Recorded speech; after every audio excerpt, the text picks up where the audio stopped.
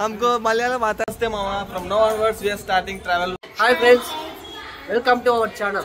ఈ రోజు మొదటగా మనం శబరిమల ప్రయాణం. మేము ఆన్ ద వే చాలా ప్లేస్ ఎక్స్ప్లోర్ చేస్తున్నాం.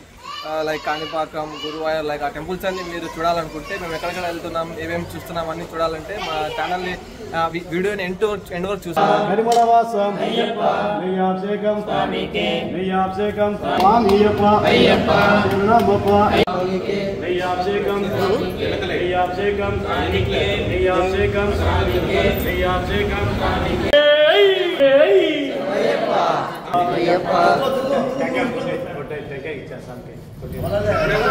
స్వామి అయ్యప్ప ఓం భగవాస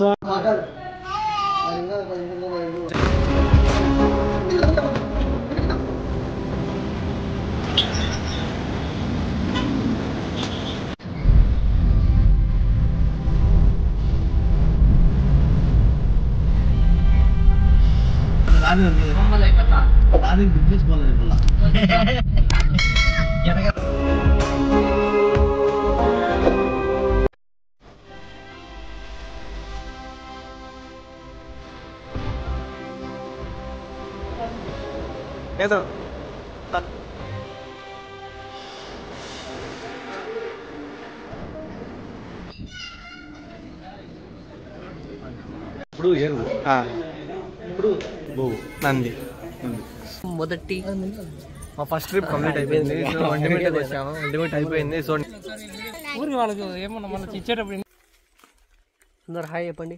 mega hi. Mega hi friends, చూడండి ఫ్రెండ్స్ ఫాస్ట్ చేసి చూడు.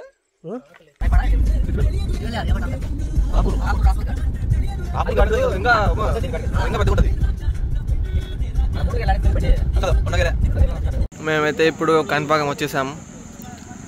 కాణిపాకం మొత్తము అయ్యప్ప స్వాములే ఉన్నారు. స్వాములు అందరూ ఇక్కడ స్నానం చేసుకుంటున్నారు.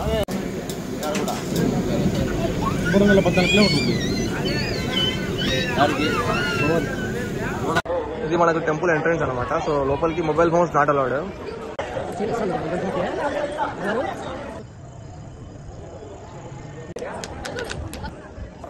సో మనం దర్శనం వెళ్ళొచ్చేలోపు ఇక్కడ వినాయకుడు ఎలా వెలిసాడు, కాణిపాకం అనే పేరు ఎలా వచ్చింది, సో అంటే ఒక చిన్న స్టోరీ మన బ్యాక్డ్రాప్ హిస్టరీగా ఉందన్నమాట. సో అది మనం ఒక చిన్న షార్ట్ వీడియో ప్లే చేస్తాం, చూసేసేయండి.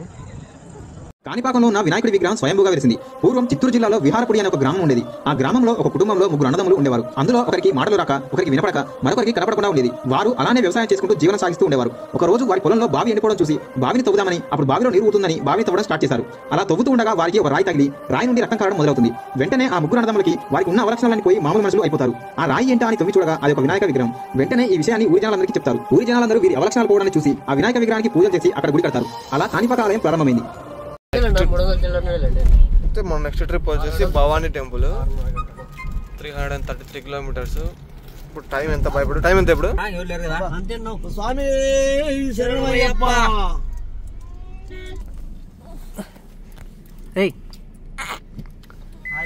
హాయ్ ఫ్రెండ్స్ అనండి అందరూ.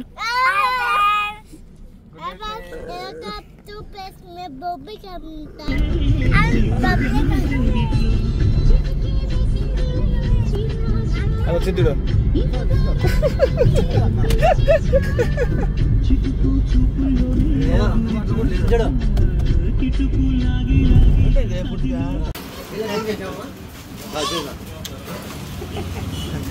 చెఫ్ వడా ఎంత బాబు వడా? 10 రూపాయలు. हमको ఇప్పుడు కొట్టేద్దామా? This is the second of our trip Bhavani temple వచ్చాము. Hi friends, today second.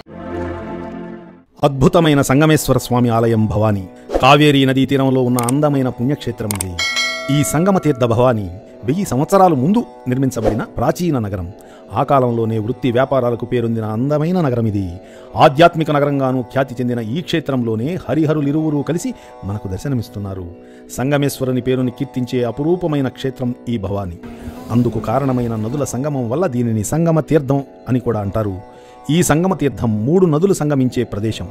Bhavani, Kaveri, Amrita నది అనే ఈ 3 నదులు సంగమిస్తూ ఈ ప్రాంతాన్ని పవిత్ర క్షేత్రంగా మార్చాయి. ఉత్తర భారతదేశంలో గంగానదితో యమున అంతర్వాహిని అయిన సరస్వతి సంగమించే ప్రాంతం త్రివేణి సంగమంగా ఎలా అయితే పేరుగాంచిందో, దక్షిణ భారతదేశంలో కావేరితో భవానీ అమృతా నదులు సంగమిస్తున్నాయి. ఈ అమృతా నది కంటికి కనిపించకుండా అంతర్వాహినిగా ఉండిపోయింది. ఈ విధంగా 3 నదులు సంగమించడం వల్ల ఈ సంగమ తీర్థాన్ని దక్షిణ త్రివేణి సంగమం అని పిలుస్తారు. అందువల్లనే స్వామివారిని కూడా సంగమేశ్వరుడు అని పిలుస్తారు. చింటూ బాయ్ నరుకుతాడు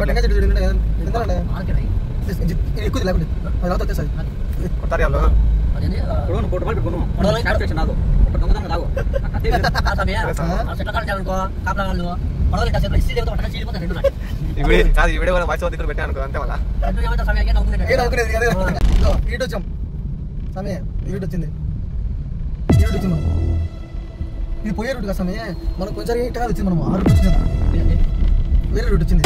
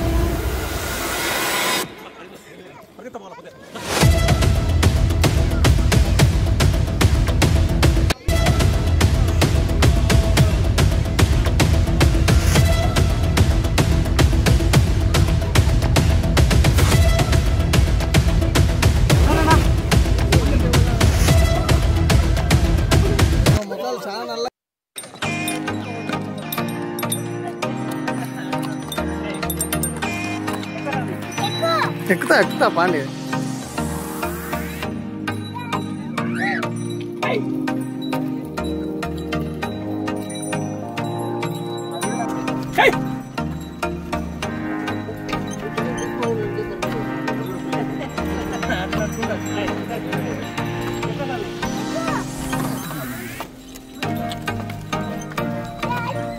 ఇప్పుడు ఫ్రెండ్స్